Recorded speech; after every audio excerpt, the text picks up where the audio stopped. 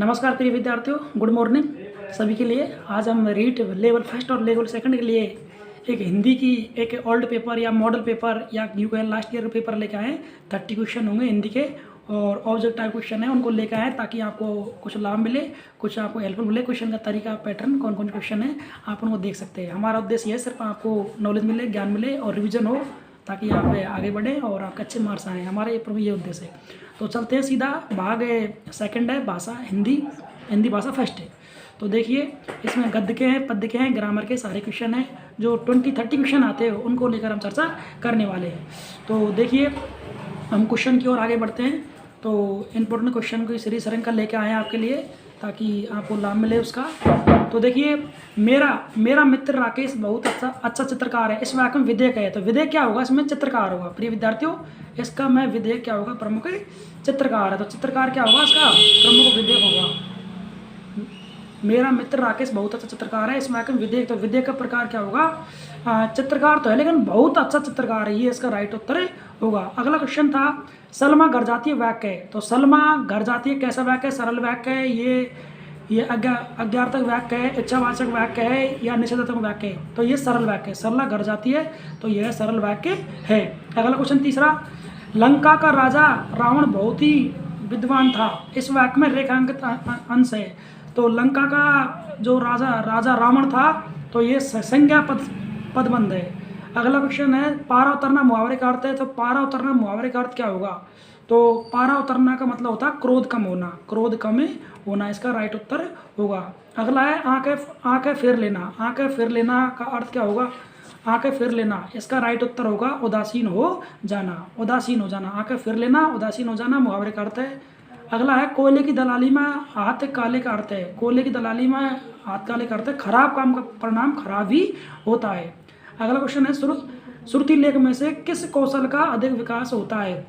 तो श्रवण लेखन है, वाचन श्रवण है, श्रवण वाचन है, लेखन वाचन है। तो श्रवण लेखन ये सबसे इसका उत्तर होगा। अगला क्वेश्चन है कौन अशुद्ध वर्तनी का कारक नहीं है? तो लेखन की असावधानी, जलवायु है, अशुद्ध उच्चारण है, व्याकरण का कम ज्ञान है। तो इनमें से अशुद्ध वर्तनी का कारण क्या नहीं है? जलवायु। जलवायु से कोई मतलब नहीं है। व्याकरण का कम ज्ञान होना ये भी है, लेखन की असावधानी है और अशुद्ध उच्चारण है, लेकिन जलवायु का यहाँ पर कोई संबंध नहीं है। अगला है अच्छी परीक्षा में आवश्यक है। तो अच्छी परीक्षा के लिए विश्वसनीयता होनी चाहिए, वस्तुनिष्ठता होनी चाहिए, विवेदीकरण उपयुक्त सभी। ये एग्जाम हर साल एक आता क्वेश्चन है, अच्छा क्वेश्चन है, इंपॉर्टेंट। तो अच्छी परीक्षा में विश्वसनीयता होनी चाहिए, वस्तुनिष्ठता होनी चाहिए, विवेदीकरण, ये चारों ही ऑप्शन सही होंगे। अगला क्वेश्चन है मूल्यांकन उपयोगी है। तो मूल्यांकन विद्यार्थियों की प्रगति जानने में होती है, विद्यार्थियों की कक्षा उपस्थिति जानने में होती है, विद्यार्थियों का आचरण जानने में होती है, उपयोग सभी। तो सभी के लिए मूल्यांकन इंपॉर्टेंट होता है। तो मूल्यांकन उपयोगी क्या है? इसका राइट उत्तर होगा विद्यार्थी प्रगति जानने में सबसे इंपॉर्टेंट ये होगा।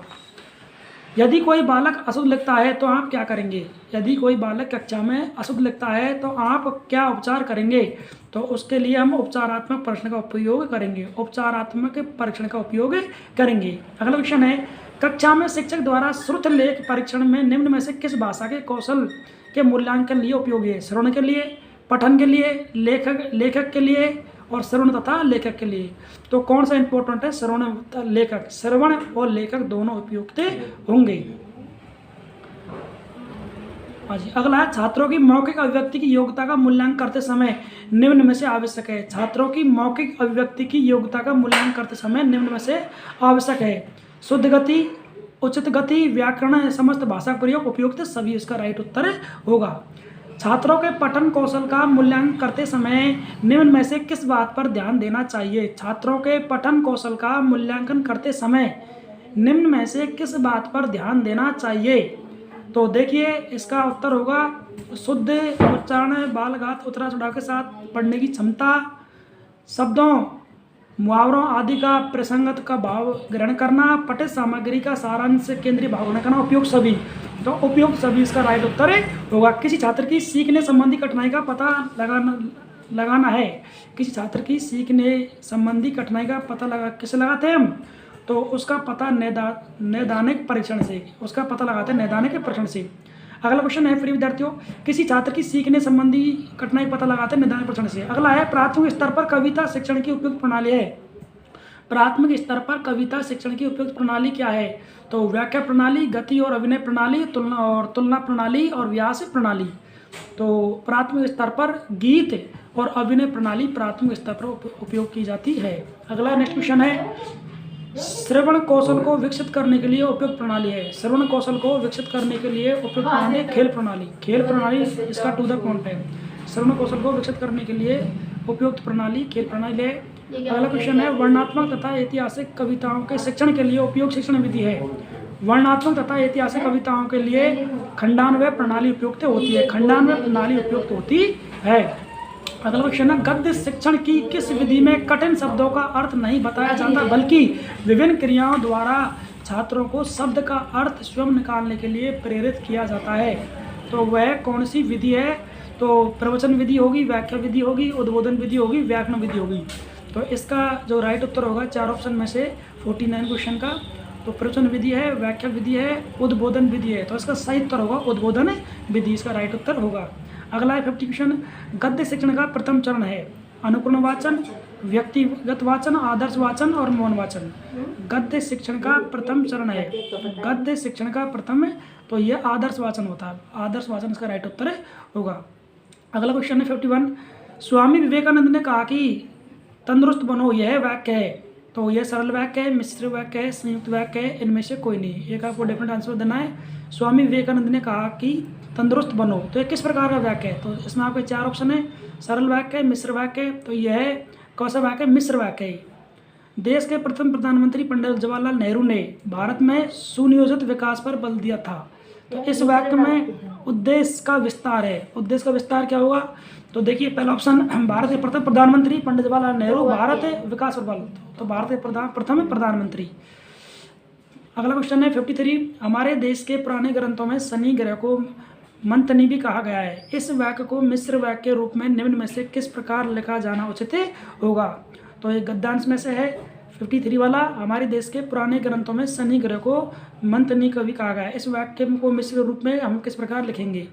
तो देखिए इसके 4 ऑप्शन हैं, तो जो राइट ऑप्शन होगा उसमें हम देखेंगे, इसमें हमारे देश के पुराने ग्रंथों में कहा गया कि शनि ही मंथन है। हमारे देश के पुराने ग्रंथों में शनि ही मंथन कहा गया है, तो इसका राइट उत्तर होगा हमारे देश के पुराने ग्रंथों में कहा गया है कि शनि ही मंथन है।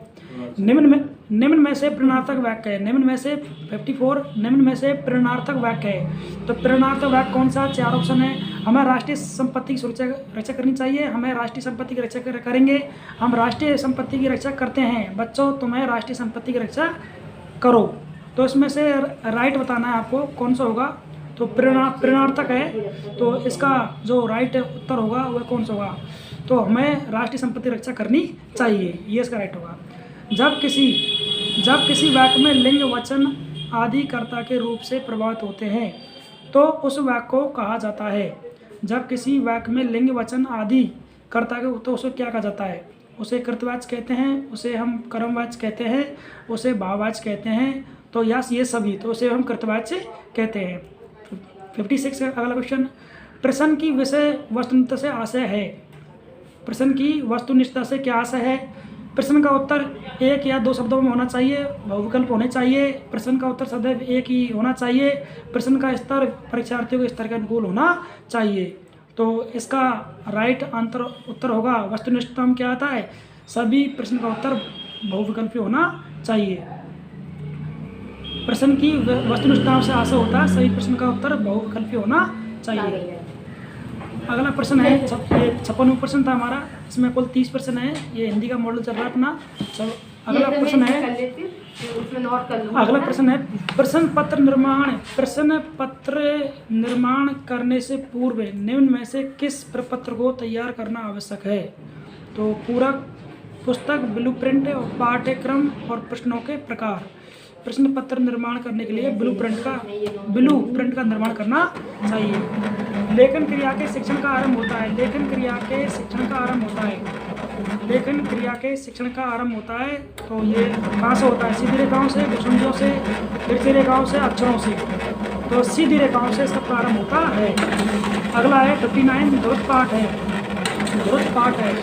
तो इस प्रश्न में कविता का अध्ययन है, कहानी का अध्ययन है, नाटक का अध्ययन है, साहित्य पुस्तक का अध्ययन है। तो कविता का अध्ययन है। लास्ट क्वेश्चन है, शब्द भंडार में वृद्धि के लिए सर्वाधिक उपयुक्त है। शब्द भंडार में वृद्धि के लिए सर्वाधिक उपयुक्त क्या है? गद्य शिक्षण, पद्य शिक्षण, व्याकरण शिक्षण और अलंकार। इसके लिए गद्य शिक्षण उपयुक्त है। तो नमस्कार प्रिय विद्यार्थियों, धन्यवाद। ये मॉडल सीरीज थी।